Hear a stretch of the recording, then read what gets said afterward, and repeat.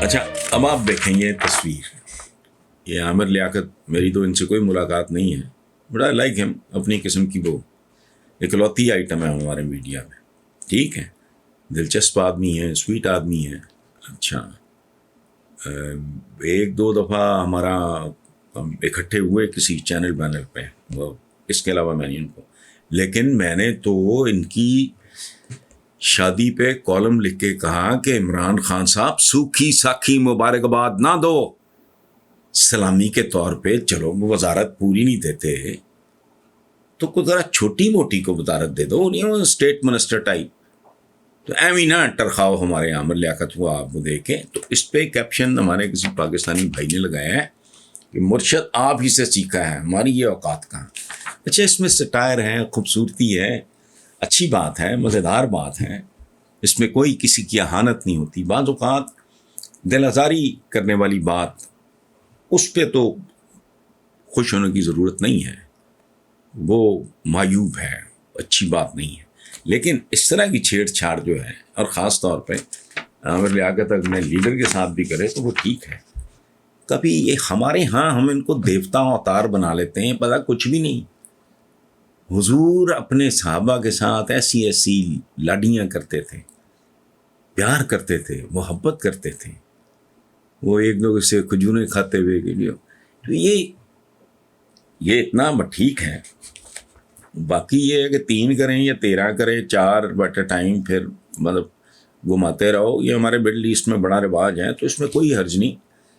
If you can take that load, آپ میں 20 kg اٹھا کے ایکسرسائز کر سکتا ہوں، آپ اگر 20 من اٹھا کے کر سکتے ہیں تو پلیز گو ہیڈ. اچھا وہ کہہ رہے ہیں جی کہ الطاف حسین دہشت گرد نہیں ہے، نواز شریف اور زرداری نے کبھی کرپشن نہیں کی، عثمان بزدار ہماری تاریخ کے لائق ترین لیڈر ہیں، نپولین نے روس پہ حملہ نہیں کیا تھا، ہٹلر کا اصل ٹارگٹ دائمی امن کا حصول تھا، امریکیوں نے ریڈ انڈینز کو قتل نہیں کیا.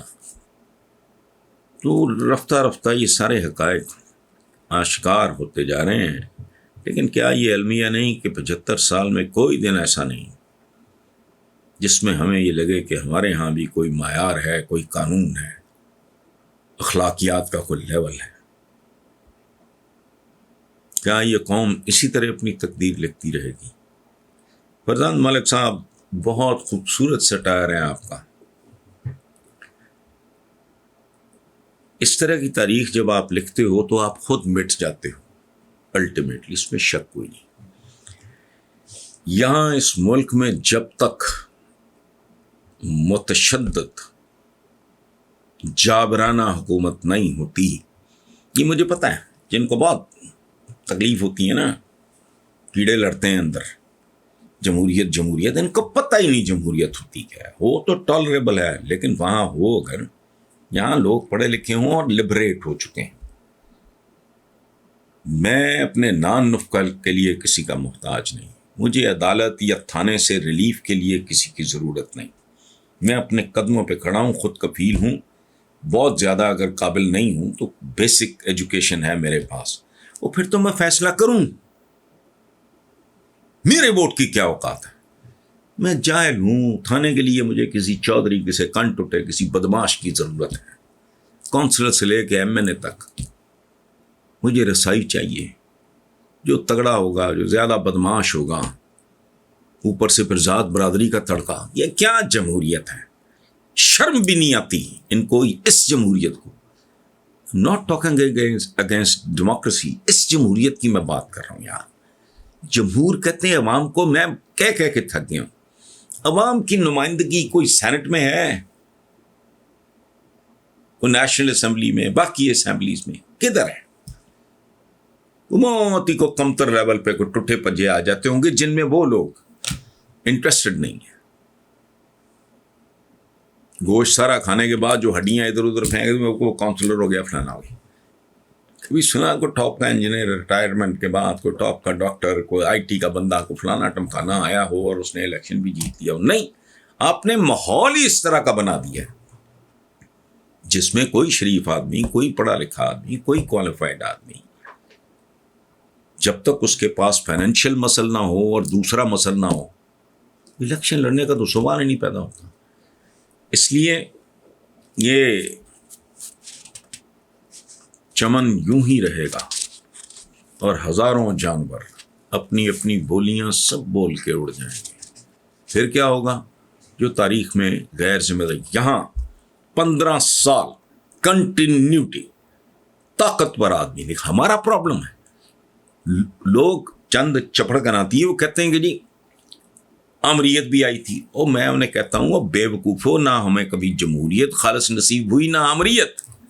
جس ملک میں بچوں کی خوراک دودھ کیمیکل سے بنتا ہو، یعنی دودھ بھی خالص نہیں، مرچیں بھی خالص نہیں، دوائیں بھی خالص نہیں، 2 نمبری اپنے عروج پہ ہے، وہاں نظام کیسے خالص ہو سکتا ہے؟ آپ کی جمہوریت بھی اتنی ہی خالص ہے جتنا آپ کا دودھ. ہماری امریت بھی. پرویز مشرف صاحب کو میں ایڈمائر کرتا ہوں، I like him, I respect ham, لیکن وہ کیا ان کو آنے دیا جی، وہ فلانے دیا جانے دیا جی، تو انہوں نے جانے دیا جی، انہوں نے آنے دیا جی. کیا تماشا ہے یہ؟ To hell with the world. کہہ دو کہ ایک وقت کھانا کھا کے گزارا کرنا، کام کرنا، اور کوئک ڈیسیشنز. کرائم اس ملک میں کسی کا باپ نہیں ختم کر سکتا. ہفتوں میں فیصلے دو اور ایکسیکیوٹ کرو، ان فیصلوں پہ عمل درآمد کراؤ. قوم کا کیریکٹر چینج کرو. کیریکٹر کیسے چینج ہوگا؟ 5ویں جماعت پہ زور دو.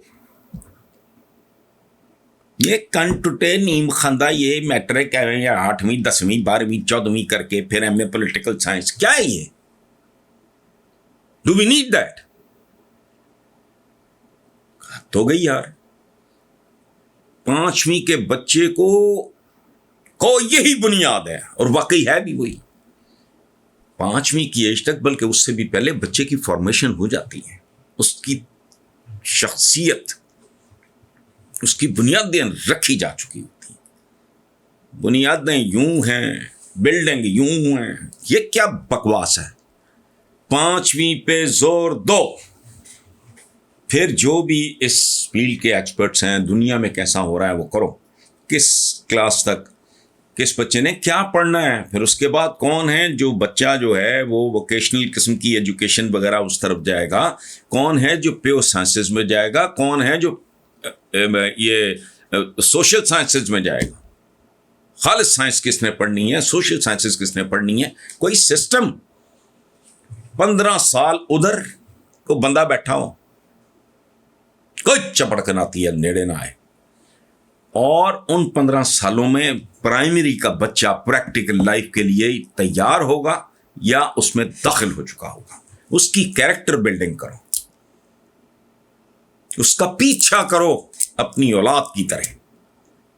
اس کو کوئی کردار دو، اس کو کوئی ڈیسنٹ لباس دو، اس کو کوئی ڈیسنٹ خوراک دو اسکولوں میں. اور تم نے لٹ لگائی ہوئی ہے. یہ پی ایچ اے کا میں دیکھتا ہوں، یہ کیا نخرے کر رہے ہیں. گل بوٹے نہر کے کنارے، یوں کبھی کشتیاں چل رہی ہیں، کبھی پتہ نہیں کیا، کیوں؟ سب مال بنانے کے. کیا کرنا ہے بیوٹیفائی کر کے تم نے ملک کو؟ درخت لگے کافی ہے، گھاس لگ گئی بہت کافی ہے، باقی بند کرو. یہ کیا تماشے کرتے ہو تم؟ یہ ہارس اینڈ کیٹل شو، اوے گدھوں جیسی زندگیاں گزار رہے ہیں لوگ، تم ہارس اینڈ کیٹل شو. یہ بند کرو. اللہ تللے. ایک ایک پائی پہ نظر رکھو، لوگوں کے لائف سٹائل پہ نظر رکھو. تمہاری ہو گئی یہاں حال ہی کوئی نہیں ہے.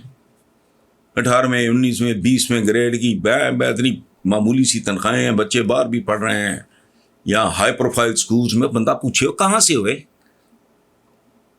آپ کی اہلیہ کا تعلق کس خاندان سے ہے؟ تمہارا باپ کیا ہے؟ آگا پیچھا کیا ہے؟ تم نے کیا انہیرٹ کیا ہے؟ وہاں تو خانہ خالی ہے. تم اتنے اللہ تعالی کے نہیں. یہ پورا اس کی اسلامی جمہوریہ پاکستان کی اکانومی کرپشن ہے. یہ جو بات آپ کر رہے ہیں ایسے لکھے گا، جب تک ایسے چلتا رہے گا پھر ایسے چلتا رہے گا، اور پھر انجام جو ہوتا ہے وہی ہوگا.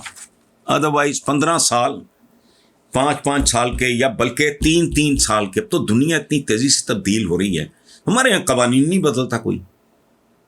اور سال بعد لانڈے لپاٹے سیل فون تبدیل کرتے ہیں.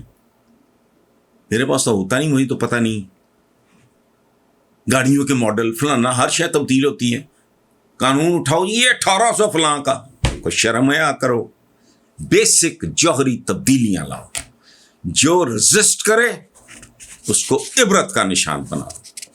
اس ملک میں بلیک میلرز ہیں کئی قسم کے, کچھ کمرشل ہیں, کچھ مقدس قسم کے بلیک میلرز ہیں جن کو نہ صحت کا پتہ ہے, نہ اس ایج کا جس میں رہ رہے ہیں پتہ ہے, دنیا کدھر جا رہی ہے ککھ نہیں پتہ. وہ احمقانہ سی باتیں اٹھائے پھرتے ہیں اور بلیک میل کرتے ہیں. جو کمزور لوگ ہیں, جنہیں ووٹ بھی چاہیے, سپورٹ بھی چاہیے, کن ٹوٹے بھی چاہیے, ہر طرح کے بندے بھی چاہیے, وہ بلیک میل ہوتے ہیں. نتیجہ کیا ہے؟ کھوتی گھوم کے ہر بار چکر کاٹ کے بورڈ کے نیچے.